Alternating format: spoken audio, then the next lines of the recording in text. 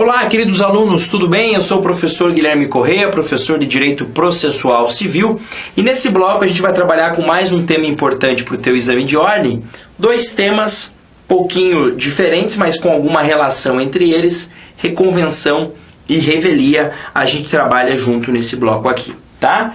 Iniciando pela reconvenção, artigo 343 do CPC de 2015. O que é a reconvenção? Isso não mudou. A reconvenção continua sendo um contra-ataque do réu contra o autor do processo, tá? Agora, cuidado com o seguinte.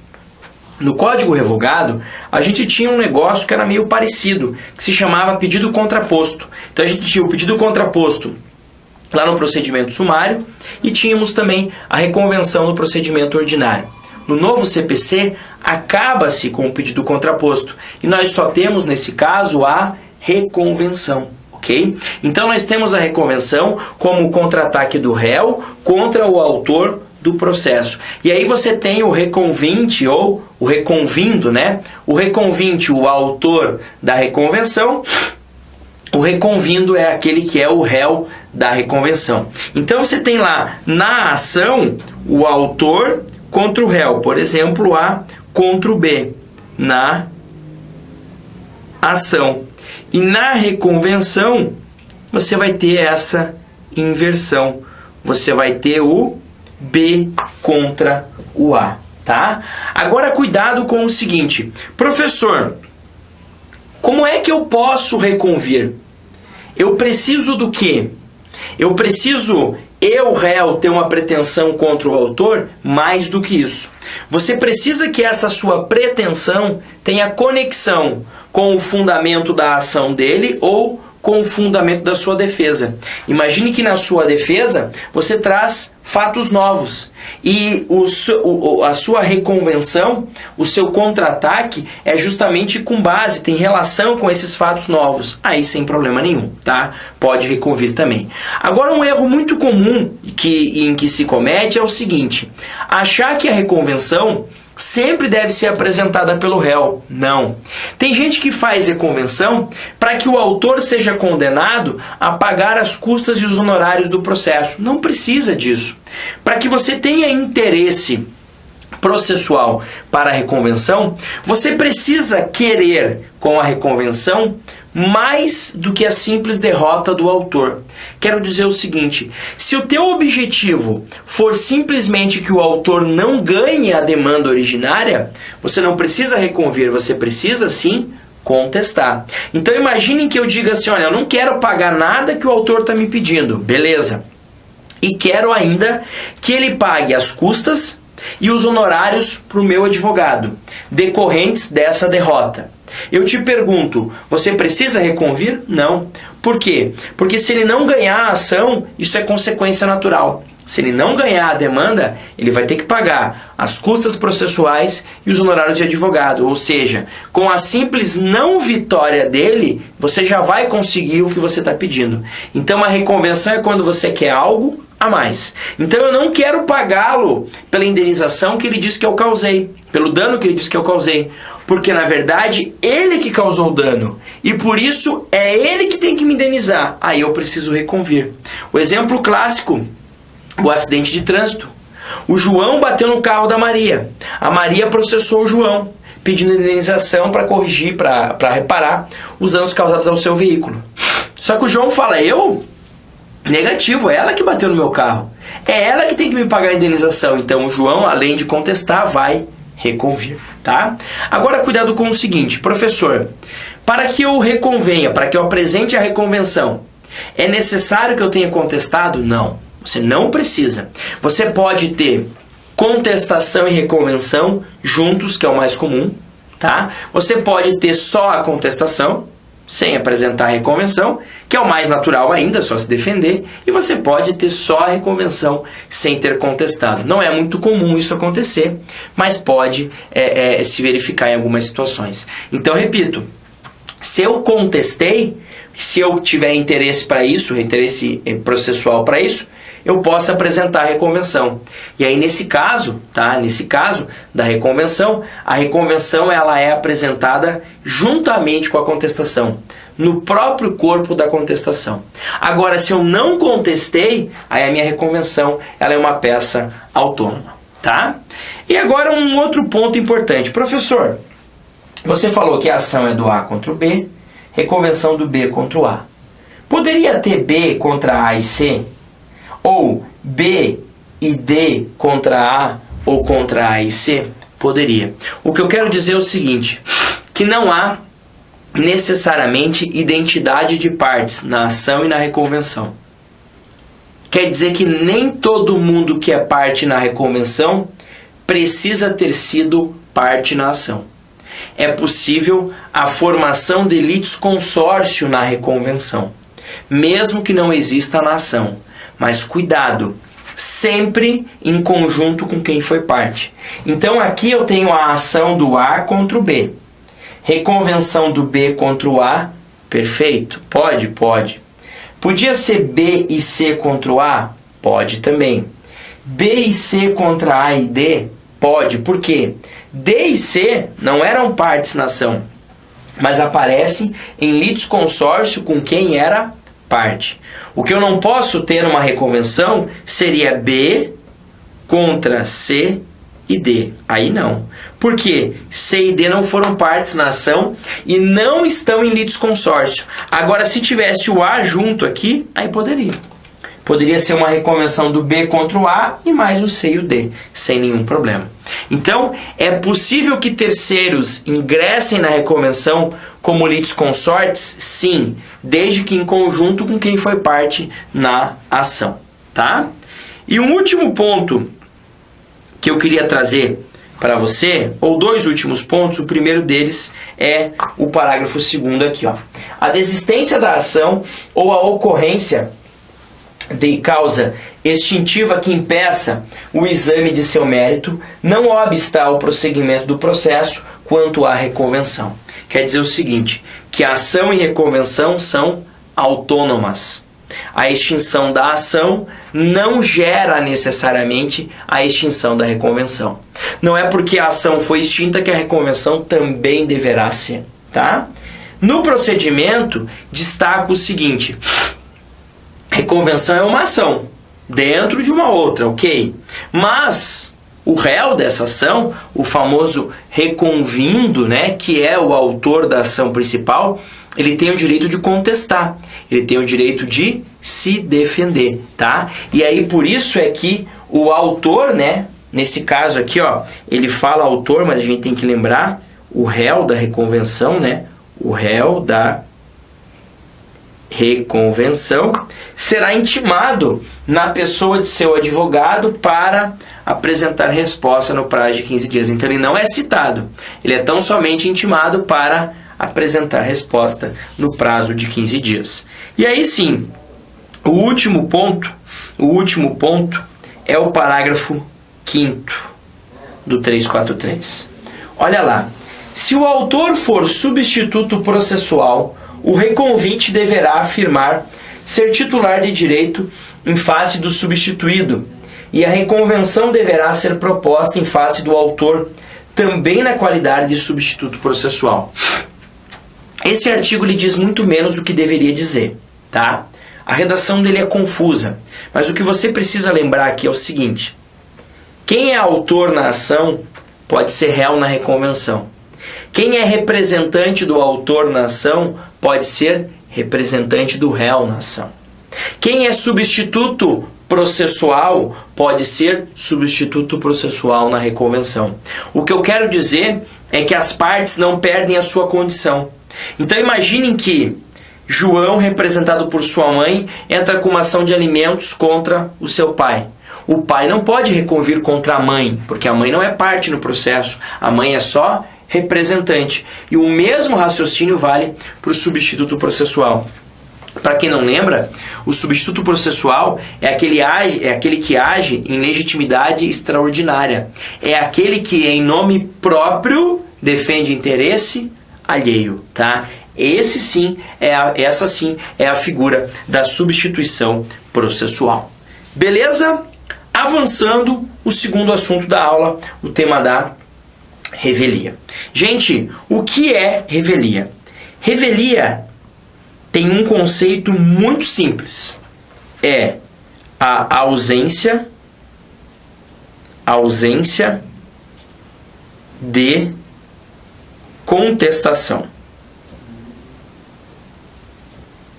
A revelia, se a gente precisar conceituar, é a ausência de contestação. Então, sempre que você ouvir a palavra revelia, lembre-se, igual a ausência de contestação. E por que eu faço questão de frisar esse nome, frisar esse conceito? Porque é muito comum que as pessoas confundam o conceito de revelia com o seu principal efeito. Então, revelia, repito, é a ausência de contestação. Legal. E esta ausência de contestação pode gerar um efeito muito grave e muito drástico, que é o chamado efeito material da revelia. Qual é esse efeito? O efeito é a presunção de veracidade dos fatos alegados pelo autor na petição inicial. Então é muito comum as pessoas falarem assim, o que é revelia? Ah, revelia é a presunção. Não, isso é o efeito. É mais ou menos quando eu perguntar o que é chuva. Ah, chuva é quando está tudo molhado no chão. Não, isso é um efeito. Chuva é outra coisa. Tá? Ah, mas quando chove isso acontece. Em regra sim, mas pode ser que não aconteça. Pode ser que o local seja coberto. Pode ser que tenha uma drenagem muito rápida, você nem veja a poça no chão. Então cuidado. A revelia é a ausência de contestação, que pode gerar um efeito, que é a presunção de veracidade dos fatos narrados na inicial. E claro, que quando gera esse efeito, o processo ele tem uma tramitação bastante reduzida. Por quê? Se eu presumo verdade os fatos alegados pelo autor na inicial, eu não preciso provar esses fatos. E aí, eu não preciso dessa fase probatória. Tá? Agora, é óbvio que muitas vezes, mesmo sendo revel, os fatos não se presumem verdade. Tá? Olha o que diz o 345. A revelia não produz o efeito mencionado no 344. Qual é o efeito? É o chamado efeito material da revelia, que é justamente essa presunção de veracidade dos fatos. Olha lá quando que não se presume verdade. 1. Havendo pluralidade de réus, algum deles contestar a ação. Muito cuidado com essa afirmação. Isso já caiu num exame de ordem há muito tempo atrás e pegou muita gente. Tá? Se cair assim na tua prova, marca certo. É óbvio. Se houver vários réus e um contestar, o enunciado diz só isso, marca certo. Não se opera o efeito material da revelia. Porque parte-se de uma premissa de que se um contestou, evitou com que se presumissem verdades os fatos contra todos. Só que isso não é sempre verdade. Por quê? Porque muitas vezes, havendo vários réus, os fatos não são comuns. Cada réu tem um fato específico em relação ao autor. E aí, mesmo que um deles conteste, o outro não se beneficia disso.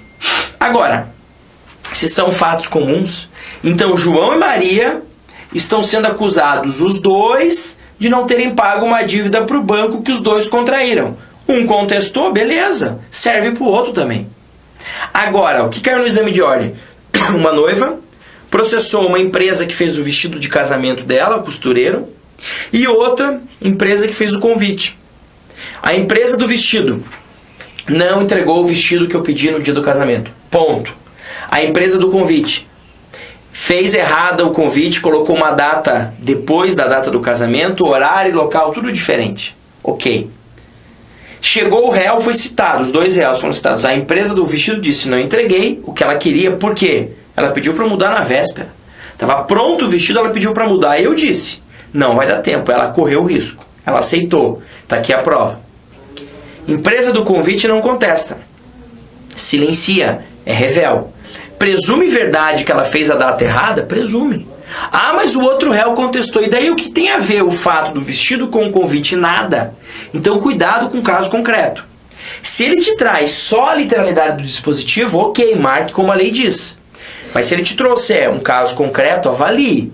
Se os fatos são fatos específicos, se o fato que liga o réu A ao autor não tem nada a ver com o fato que liga o réu B ao autor, o fato de um contestar não impede, né, o efeito material da revelia para o outro. Tá? Então, esse é o primeiro ponto. Segunda situação em que o efeito material da revelia não se opera, ou seja, em que os fatos não se presumem verdadeiros. Quando? Quando o litígio versar sobre direitos indisponíveis. São aqueles direitos que eu não posso dispor. Se eu não posso dispor, eu não posso nem confessar sobre eles. Se eu não posso confessar sobre eles, não há como se presumir verdade. Tá?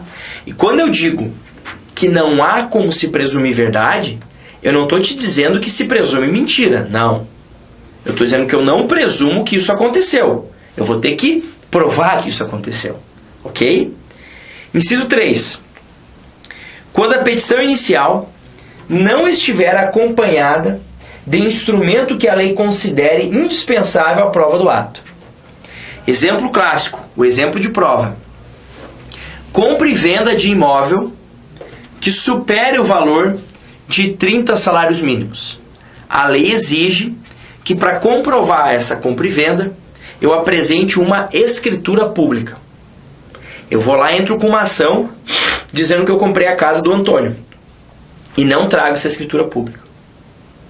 E dizendo que ele, apesar de ter me vendido, não quer me transferir agora no registro de imóveis. Ele não contesta. Presumo que eu comprei? Não. Se eu não trouxe a escritura, eu não posso presumir. Eu vou ter que provar isso no curso do processo. Tá? E 4. As alegações de fato formuladas pelo autor forem inverossímeis ou estiverem em contradição com prova constante dos autos. O que são alegações inverossímeis? Não parecem verdade. Tá? Ou ainda, existem documentos no processo que mostram diferente. Aconteceu um caso comigo uma vez. O autor de uma demanda, ele estava cobrando uma dívida de 100 mil reais. E ele juntou recibos de pagamento, dizendo que a parte não tinha pago nada, mas tinha 2 recibos de pagamento. Ou seja, por mais que o meu cliente, caso ele não tivesse contestado, não ia presumir que devia 100 mil. Por quê? Porque tem 2 recibos de pagamento que mostram justamente o contrário. Tá? Então, esse é o efeito material da revelia. E essas as hipóteses em que esse efeito material da revelia não se opera, ou seja, em que ele não se verifica, mesmo o réu sendo revel. E aí, cuidado. Já caiu em prova e todo mundo erra. O município é revel? Pode ser revel? Pode. O Estado pode ser revel? Pode. A União pode ser revel? Pode. Professor, mas normalmente nessas ações os direitos são indisponíveis. Eu sei. Então, professor, não vai se operar o efeito material da revelia. Cuidado. Isso é uma coisa, ser revel é outra. Se o município não contestar, ele é revel. Se a União não contestar, ela é revel. Se o Estado não contestar, também será revel. Então, cuidado. Mais uma vez eu repito, insisto, não confunda revelia com efeito material dessa revelia. Tá? O segundo efeito da revelia que a gente tem é o efeito processual. Olha lá. Os prazos contra o revel que não tenha patrono, patrono aqui entenda como advogado, constante nos autos, patrono constituído nos autos, fluirão da data de publicação do ato decisório no órgão oficial. Então sempre que a parte não tem advogado nos autos, os atos judiciais devem ser publicados no Diário da Justiça e a partir dali começa o prazo. Então eu sou réu num processo, ok? Tem uma sentença, mas eu não tenho advogado constituído. Essa sentença vai no Diário da Justiça, publicou lá, começa a correr o prazo para mim. Ah, mas meu advogado não sabe. Sim, você nem tem advogado, o problema é teu, mas está publicizado, tá? Agora, evidentemente, que se eu constituo um advogado no meio do processo, aí a intimação vai ser feita na pessoa do meu advogado durante o processo, daí para frente. Então o réu revel, ele não sofre esse efeito processual eternamente. Ah, você não tem advogado? Se ferrou. Para o resto da vida, os atos serão publicados no Diário da Justiça e dane-se se você vai saber ou não. Não. Se eu constituir advogado no processo, Todos os próximos atos, eu, advogado, vou ser intimado via diário, mas vai sair no meu nome a intimação ou via sistema de processo eletrônico, tá? Terceira regrinha importante é sobre a intervenção do réu revel no processo. Olha lá, o revel poderá intervir no processo em qualquer fase, recebendo-o no estado em que se encontrar. Quer dizer o seguinte, o réu revel, ele é tipo um convidado numa festa de casamento, né? Você vai lá, convida uma pessoa para um casamento e marca o horário, 8 da noite, 7 horas da noite, na igreja tal, casou na igreja, eu vou usar o meu exemplo. Meu casamento foi 7 horas numa igreja. Após a cerimônia religiosa, os convidados serão recebidos no salão tal, para festa, um jantar, uma baladinha, tal, e por aí vai, tá? Aí tem um amigo meu, tava com um filhinho pequeno, já tinha me dito, cara, não sei se vou, acabou de nascer meu filho, você sabe como é que é? Na época eu ainda não sabia, hoje eu sei. Falou, não, meu, pô, você é meu brother, a hora que der, vá, apareça, até as 5 da manhã a gente vai estar lá. Beleza? Beleza. Então ele não foi na festa, não foi na igreja. Chegou na festa 2 da manhã. Perdeu o jantar? Claro que perdeu. Perdeu o coquetel? Perdeu. Tem o quê? Bebida e docinho. Ele pode falar, opa, cheguei agora, quero que casem de volta para eu ver a cerimônia. Quero jantar. Não. Você chega do jeito que tá. A analogia é idiota? É, mas é para te mostrar que o réu revel não vai ser impedido de entrar no processo, mas ele entra onde está, ok? Ele pega o processo dali para frente e não dali para trás, ok? Então, ele chegou, por exemplo, na fase de sentença. O juiz acabou de dar a sentença, ele pode recorrer? Pode. Mas ele pode recorrer dizendo, olha, recurso, não pude produzir prova. Você não pode produzir prova porque você acabou de chegar. Se tivesse chegado antes, se não tivesse se operado o efeito material da revelia, quem sabe você pudesse ter produzido prova. Ah não, eu cheguei, professor, já teve recurso da outra parte lá no tribunal. Eu, revel, posso atacar a sentença? Não, já perdeu a oportunidade. No máximo vai atacar o acórdão. Então o réu revel pode ingressar em qualquer tempo do processo, mas sempre pega do jeito que o processo tá. É óbvio, né, que se houve uma revelia indevida, né, ele foi revel indevidamente, não houve citação, houve uma nulidade da citação, aí você pode ter a anulação do processo, mas é um outro problema, tá? Não é o caso do réu regularmente revel, aquele que foi citado e não quis comparecer, ok, não quis comparecer, é um direito que você tem. Você pode ingressar em qualquer momento no processo, mas quando ingressar, você pega o processo daqui para frente e nunca volta. Você não pode realizar atos processuais de fases anteriores, fases que já foram ultrapassadas, que já foram superadas dentro do processo, ok? Então essas as noções gerais sobre a revelia. Sobre a revelia ainda, a gente tem um outro efeito, que é o tal do julgamento antecipado do feito. A revelia gera o julgamento antecipado do feito, mas eu te convido para assistir a aula do julgamento conforme o estado do processo. Por quê? Porque lá eu falo sobre isso. Falar aqui ia ficar um pouco deslocado, então nessa outra aula eu converso com você sobre isso daí. Um grande abraço, bons estudos e até mais.